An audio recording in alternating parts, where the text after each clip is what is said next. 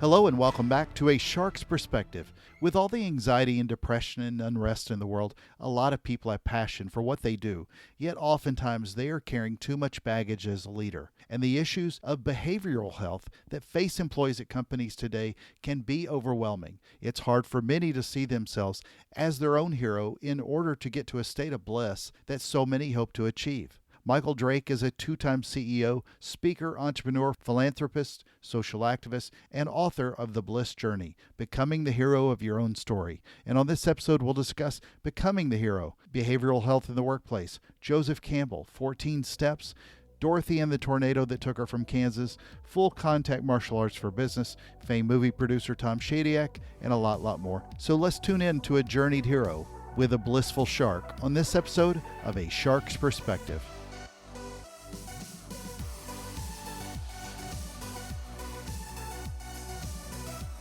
Michael, thank you so much for joining us today on A Shark's Perspective. For those in the world who haven't been lucky enough to know you for a decade, tell us a little bit about your background and your career to date. Well, I'm a native Memphian. I have been in the technology business for over 30 years. I just sold my company, Master IT, in November. So I'm entering the third act of my life. My professional career was kind of based in 15-year increments. I was with a very well-known global company called Econocom Group, which is based in Paris, France. I ran the United States operations for them for 15 years, started my business, Master IT, in the technologies and service space 15 years ago. And so here I am as a new author and trying to get this message of the Bliss Journey out to as many people as I can. Well, it's a really interesting name, The Bliss Journey. It's a wonderful book. I think it's really poignant when you think about all the normal problems we have with behavioral health, but especially today with everything going on in the world with social unrest, with the amount of anxiety that so many people are carrying because of the pandemic. But tell us, if you will, what was the impetus for really the name and what is The Bliss Journey? Well, two things. The term bliss to me is not used often enough. And I define bliss as the powerful intersection of purpose and peace. And I think we need so much of that today. And then the second line of the title is becoming the hero of your own story.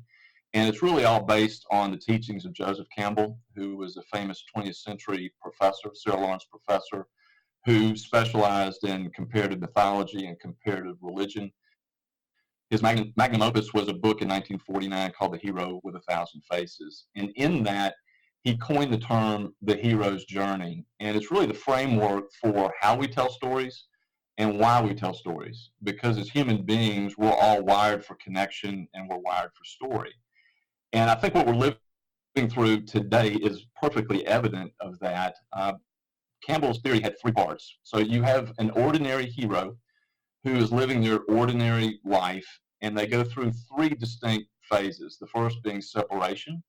So we were all living our very ordinary lives in February before the pandemic struck, and that was our separation. And I use also Dorothy from The Wizard of Oz in that story as an analogy to help people follow along with what these phases are. So obviously Dorothy was living in her black and white world in Kansas on the farm until her separation occurred, which was the tornado.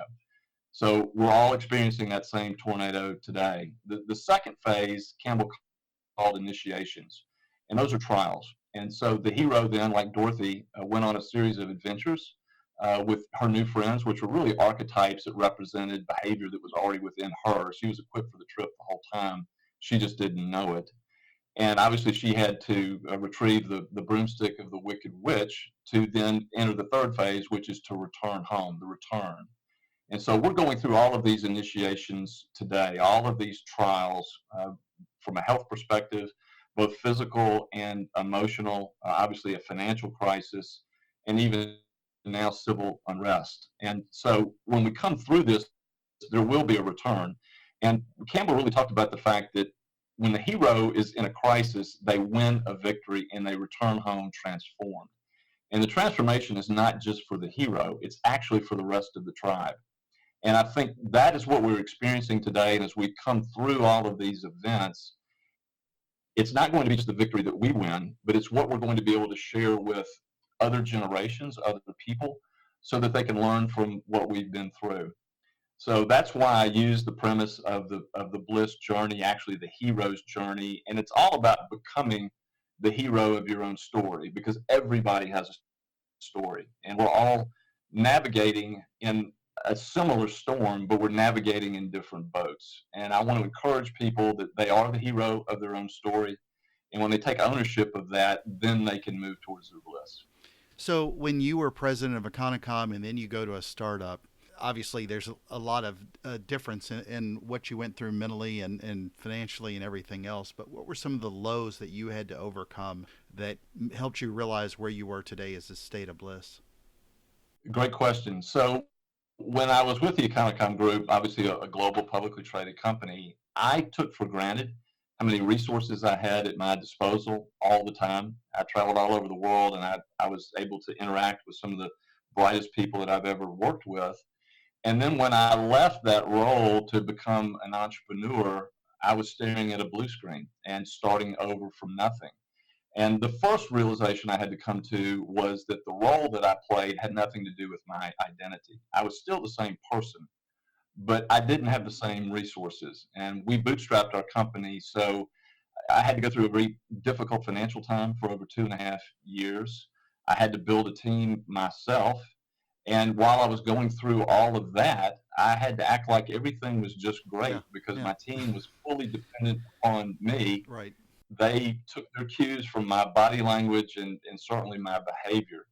So I think the biggest lesson that I learned from that is when you leave one role in a chair that you sit in as a CEO of XYZ, and then you go do something else, particularly in a startup, people really don't care about what you did before. It's all about right now. And you have to have a healthy relationship with that and be okay with that.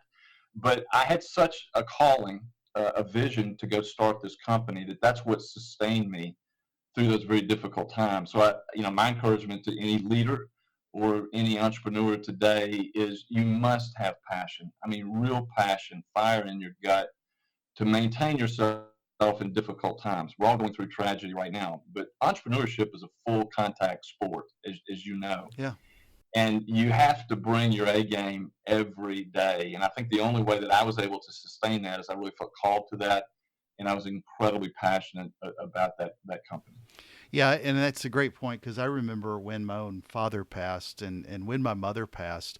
I'm going to use kind of an analogy of having to keep a happy face for my own, very youthful son at the time.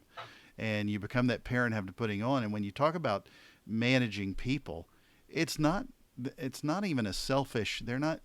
They give you time to work through things, but they expect you to continue to be a leader even at your darkest moments in your life, like a lot of people went through, when I went through with my own parents passing. But you list out a series of steps. There were, I believe, 14 steps as part of this process that you went through. At a high level, what were they, and how did you come up with them?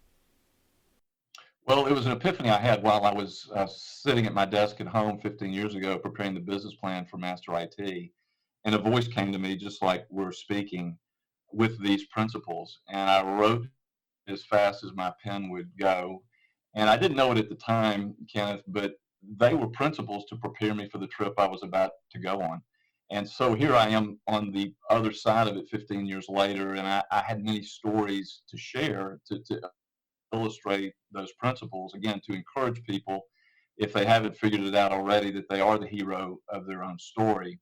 But to go back to what you said about your parents, there's one chapter in the book that is probably one of my favorites, and it's called Spend 96 Minutes on You. And it's all based on the Pareto principle. And we all know the 80-20 rule. I think in my life, probably 10% of my activity has really contributed to 90% of my results. But if you look at an 8-hour workday, 20% of an 8-hour workday is 96 minutes. And I made a deal with myself, Kenneth, when I started this company after having traveled all over the world for 15 years and really not paying as much attention to my family as I should have, that I knew I couldn't be an effective leader and take care of anyone else unless I took care of myself first. And in those 96 minutes, and this is my routine, and it doesn't matter what your routine is, but my encouragement is that you have one. I happen to be a morning person, so when I wake up at 5:10 in the morning, I've got a three-legged stool that comprises those 96 minutes. The first third of those is my spiritual leg, where I read scripture and I meditate and I pray. The second leg is I spend the next third on my mental and emotional well-being. I journal to really get in touch with what my feelings are that particular day. And I do look at the news just briefly in my email just to kind of see what's going on in the world that I need to be prepared for, which leads to the final third, which is almost an hour of working out.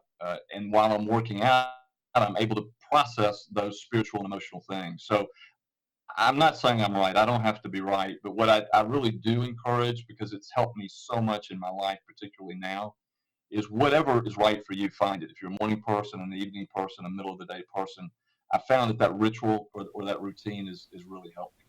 Yeah, I couldn't agree more, especially as somebody that has OCD. Rituals are my staple, so I could not agree more. And it's a question I ask a lot of entrepreneurs. I was specifically thinking about you.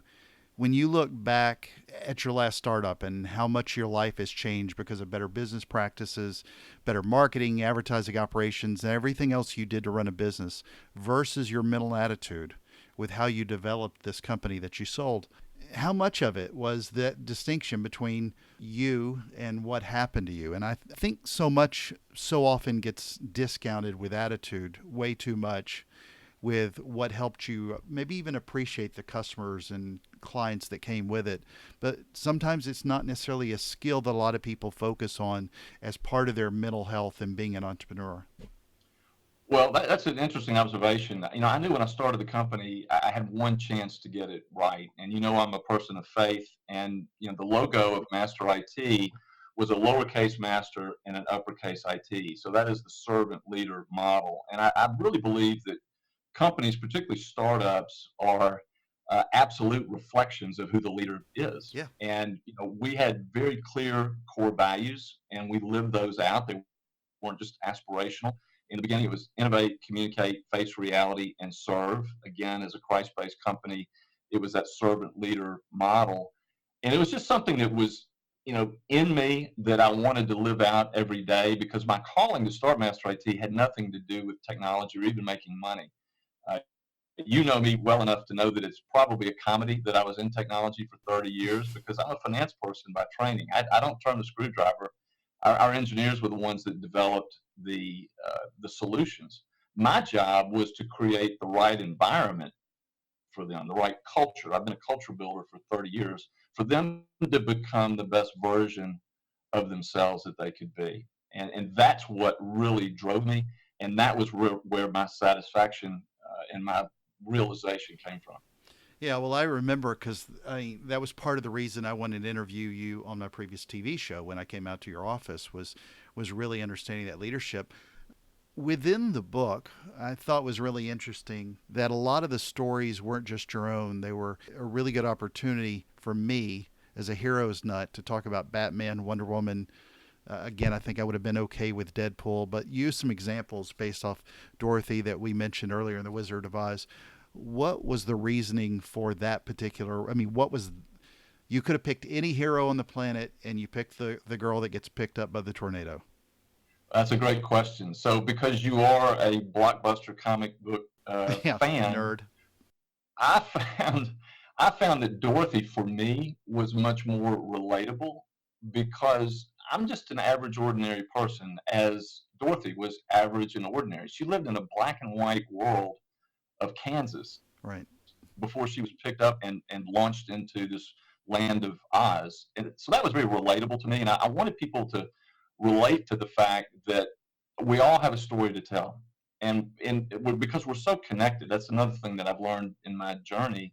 And I think that's why we're all feeling the same collective sense of stress and anxiety and grief over what we've been through.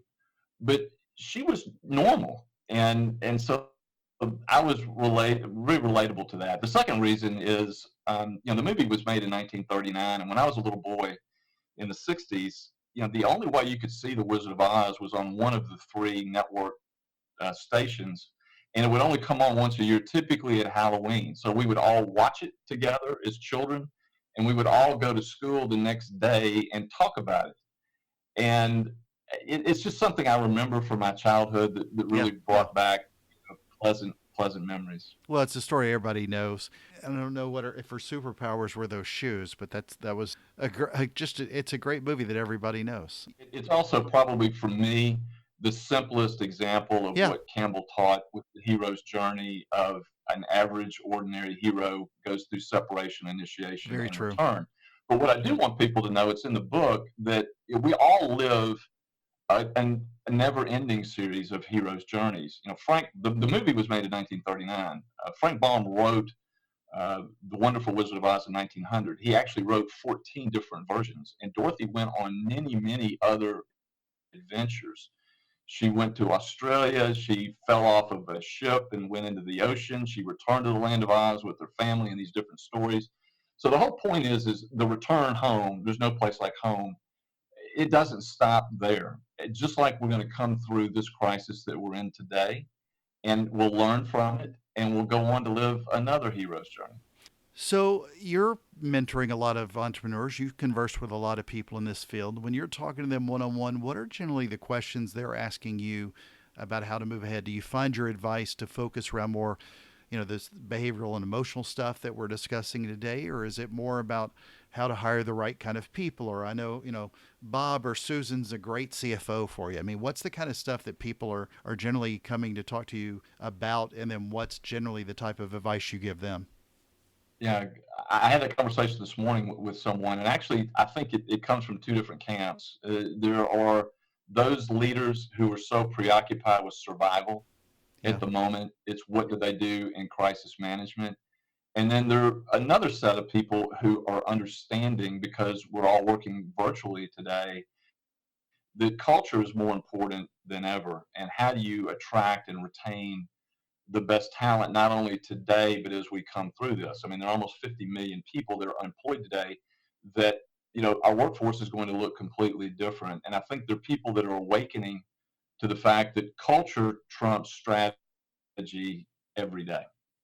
And obviously, strategy is important. I'm a strategic freak about that, and I think right now short-term planning obviously is more important than it's ever been.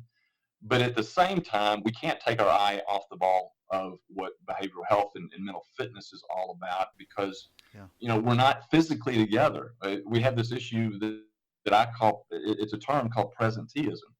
People are working, but they're not as productive because they're not as focused as they need to be.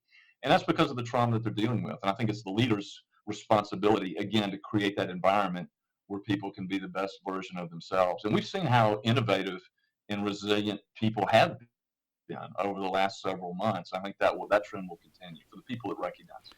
Well, so you and I have spoken frequently over the years about behavioral health issues. I know you speak at conferences a lot, and this book is really tackling a lot of those issues, including some of the challenges that I constantly work to overcome.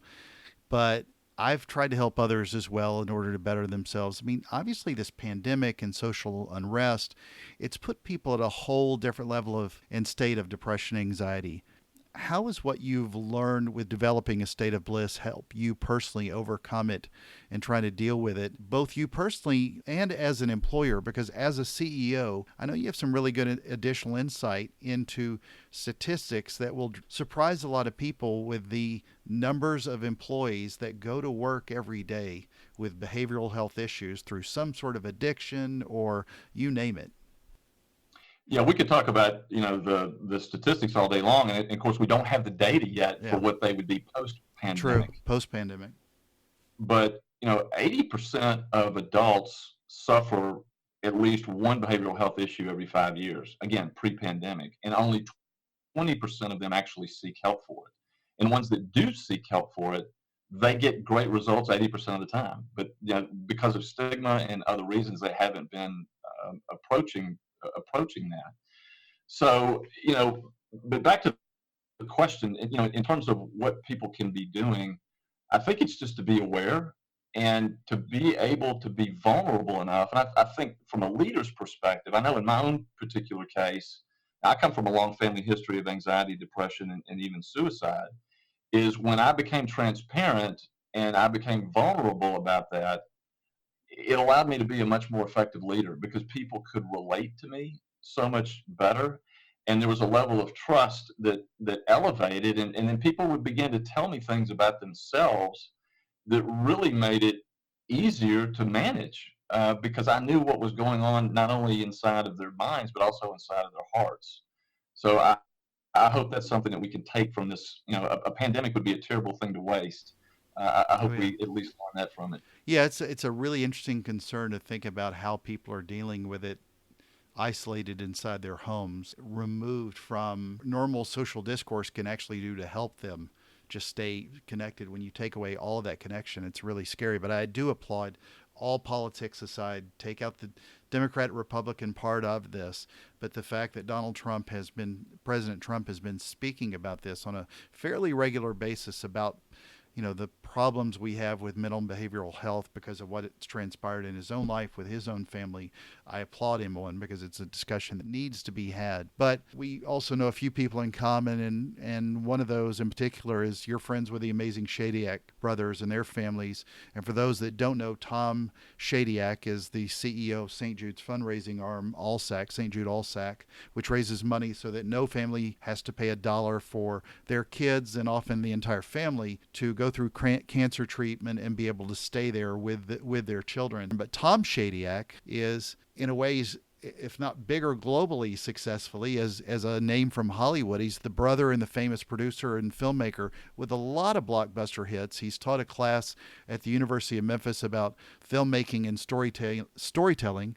You took that class. What inspired you to do that, and what were the results? Well, I'll try to make a long story short, but 6 years ago, it was on my heart to introduce the behavioral health conversation in the business community to try to destigmatize it. And I had the ability through City Current, which is an organization I'm part of, that we have over 200 events a year, and signature partners like my company was, were able to bring speakers once a month to a breakfast that was attended by all the business leaders in Memphis. And I kept looking for somebody to talk about behavioral health, and I couldn't find it. And so finally, somebody introduced Tom's work to me. He's made the movies Ace Ventura, Pet Detective, Liar Liar, Bruce Almighty, Evan Almighty, Patch Adams. We can go on and on. But he had made a documentary called I Am that was a follow up to a New York Times best-selling book that he wrote called Life's Operating Manual: The Fear and Truth Dialogues.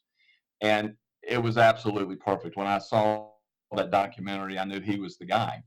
And it just so happened by coincidence that he was teaching at the University of Memphis. That was his second semester to teach. As you mentioned, his brother Rick, being the CEO of ALSAC, he basically had that relationship with the University of Memphis because of his relationship with Memphis and St. Jude. And my daughter, who was in college at the time, was actually taking the class. So after Tom spoke at our event and it was very successful, I just went to the class that next Monday night to thank him.